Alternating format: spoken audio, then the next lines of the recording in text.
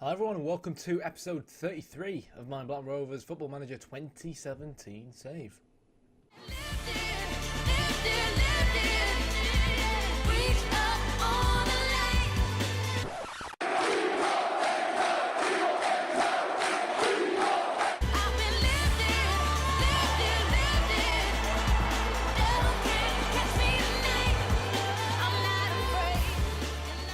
So, those of you guys that saw the last episode, and if you've not seen the last episode, go and see the last episode.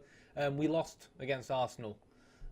If you're one of them people that hasn't seen the last episode, then you probably wouldn't want to see the last episode, because I've just told you what the hell happened in the last episode, so I should probably have said spoiler alert. But we're up against Chelsea now. So from the last episode, I discussed Claudio. He is in fact going to be joining us. That's all gone through. And Nuno Sousa has gone through as well. So they'll be coming to Ewood Park in January, which isn't too far from now. That aside, two things that I've not discussed. You guys will know about this, which is Mike Burnett. Obviously, we signed him for 1.3 million. Looked like a decent prospect, and then went out and broke his leg. Now, I think there's still potential in this lad. We'll definitely, I think, still at least be able to sell him on for profit going into the future. Might need a bit of tutoring in the mental aspect of things.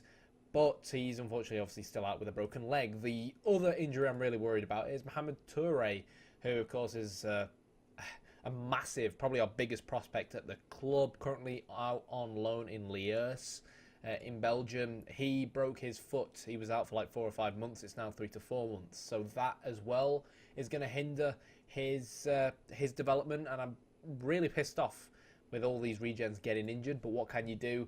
And he was doing really, really well this season in Belgium in the Proximus League. 9 appearances, 9 goals, 2 assists, which is really fantastic, which you'd expect from a player of his calibre, but we'll just have to wait and see now that he's injured. But that's one side. Talking about injuries, Batshuayi is out injured for Chelsea, but really they've still got a very strong player in Kevin Volland up front. So as far as things are concerned, league table wise, we're currently in 4th place.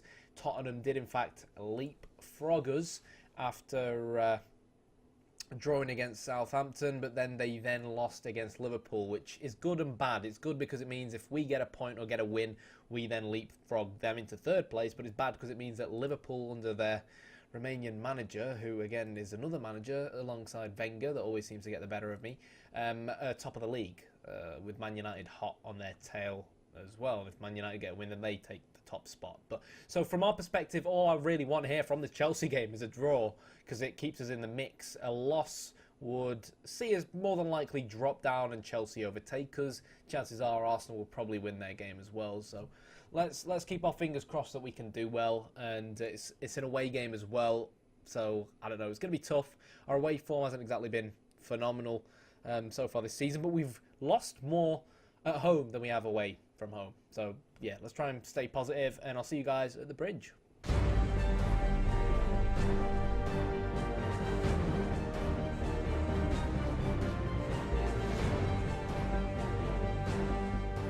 Here we go then, welcome to Stamford Bridge, and hopefully our game won't break this time at the start of the game like it did against Arsenal. So, changes. Graham comes in instead of Gillas.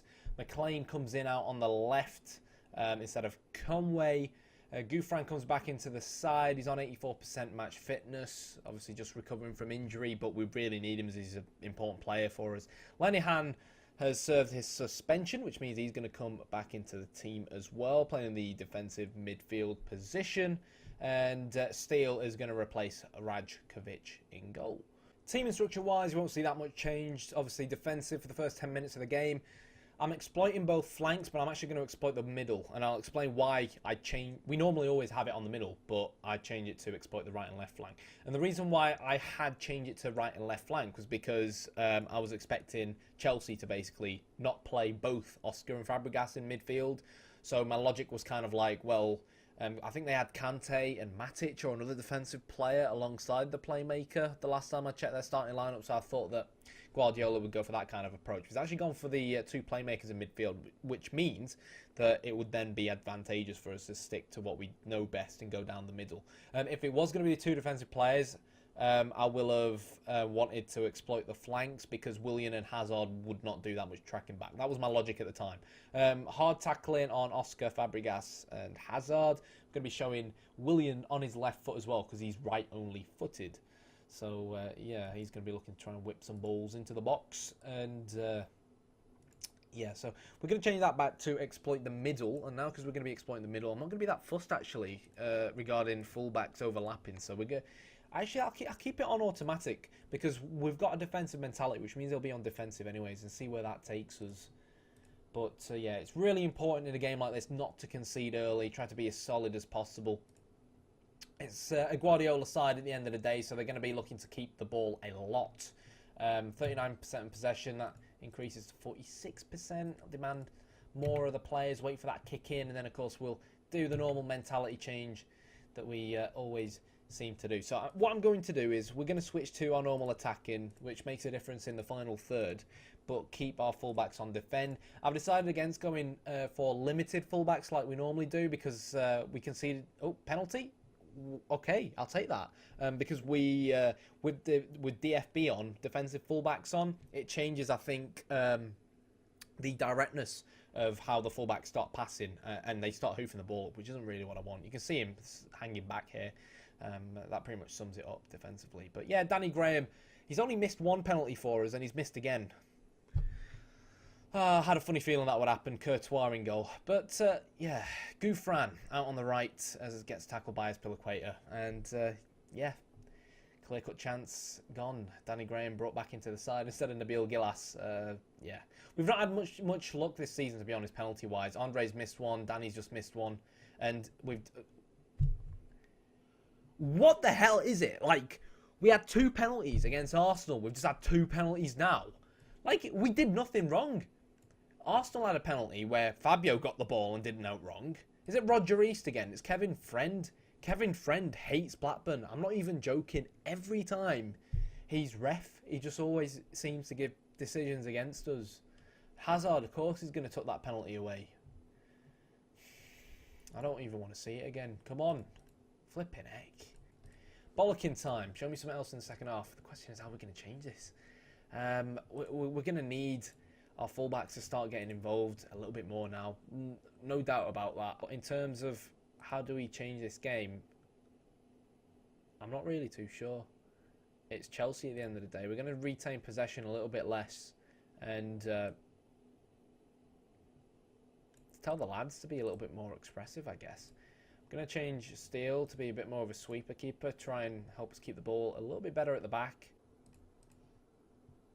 Demand more of the players. Good head from Lenihan, but William's going to pick it up again. Plays Volland in, and it's a good save from Steele, but that was far too easy for Kevin Volland, and it is showing actually a lack of pace. I don't want to drop our defensive line. Dumic hasn't exactly had the best game of his career. Callas, ex-Chelsea player, will be looking to try and prove him wrong. He's got a nice burst of pace on him as well for a centre-back. 15 acceleration, 17 pace. So hopefully he'll help in that respect. I mean, 44% possession. I'm not really too fussed about that. It's not really too bad against a Guardiola side. It's not. What's he just done there? What has he just done there? Why has he kicked the ball out like that?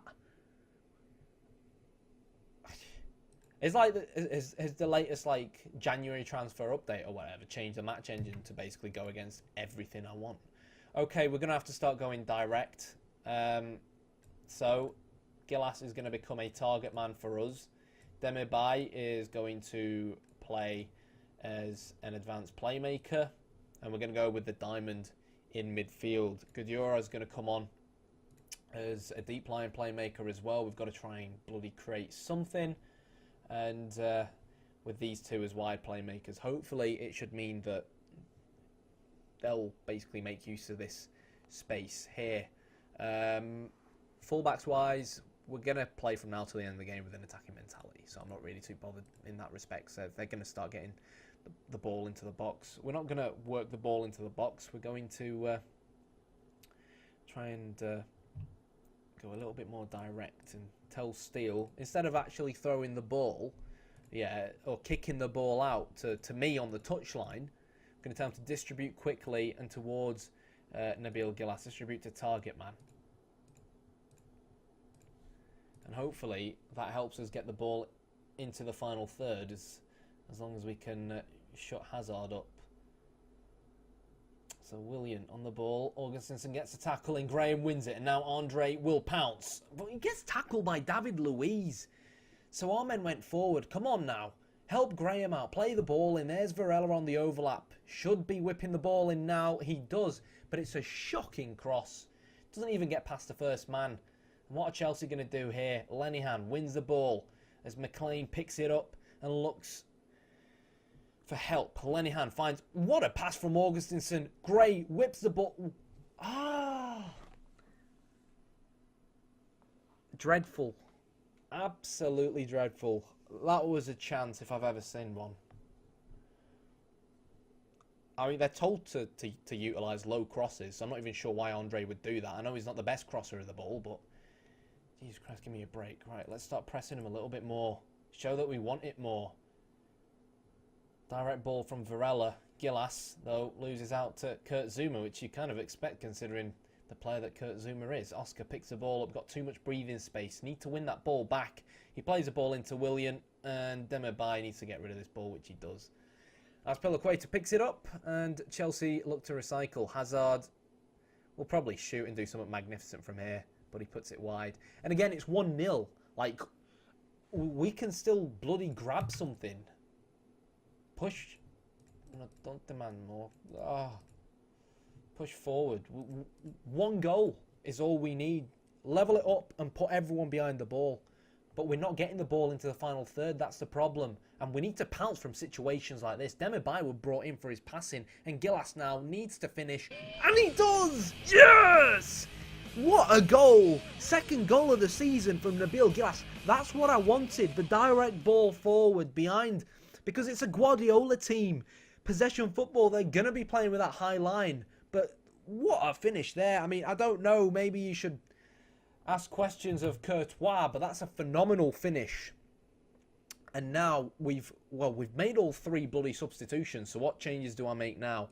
Gudura's going to become a defensive midfielder on support for us. Demirbay is going to become our deep line playmaker. We need to really bring Andre back. So Andre will come out here on the right-hand side. Again, as a wide playmaker. Gillas, he'll be defensive forward for us on defence. So he's going to be trying to, pressure from the front. Gouffran, just basically set him as a box-to-box. And, right, time to change things around. We'll go counter. Drop our defensive line a little bit. Drop our tempo. Reduce our closing down. Look to hold on to the ball a little bit better.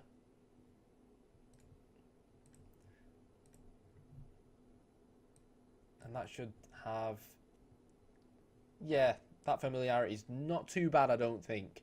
And considering we're playing with a different shape here. Steele, slow the pace down, pass it to the fullbacks. And in terms of our fullbacks,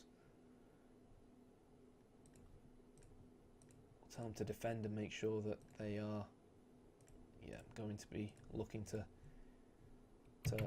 utilise short passing. So we've got that goal that we wanted, and now it's really important that we do tighten up.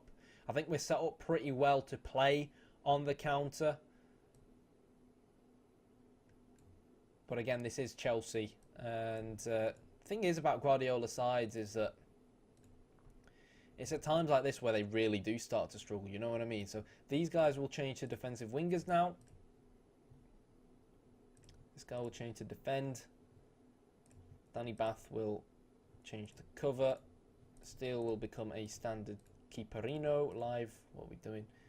Can we tell him to tighten up again? Casual bollocking off the touchline. This is... Let's go bloody highly structured as well. Come on, keep it tight.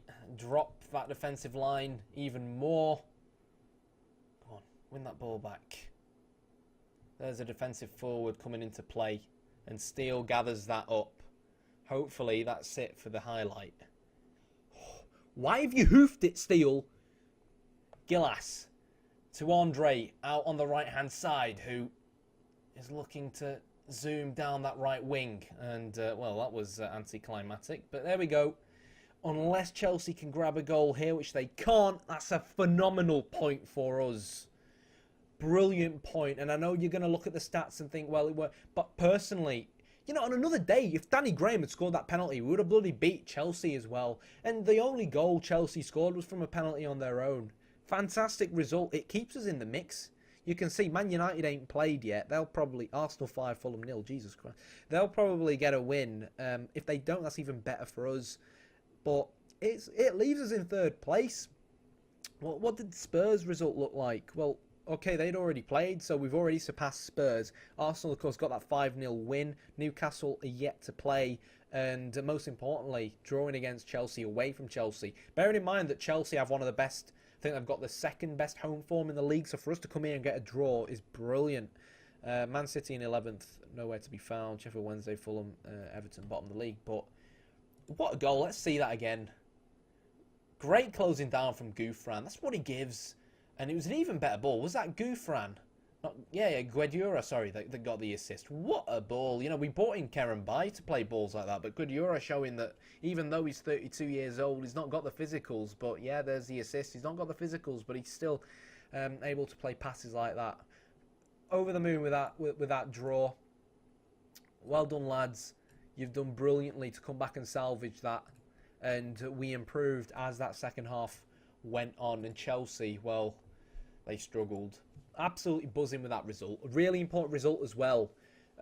Kind of annoyed with how penalties are going against us and at the moment, but really important result not to lose a second on the trot after losing to Arsenal in a game where we were really unfortunate as well, where penalties were the bloody pain in the ass as well. But yeah, so West Ham, West Brom, Watford, Hull, Sheffield Wednesday and Man City coming up next.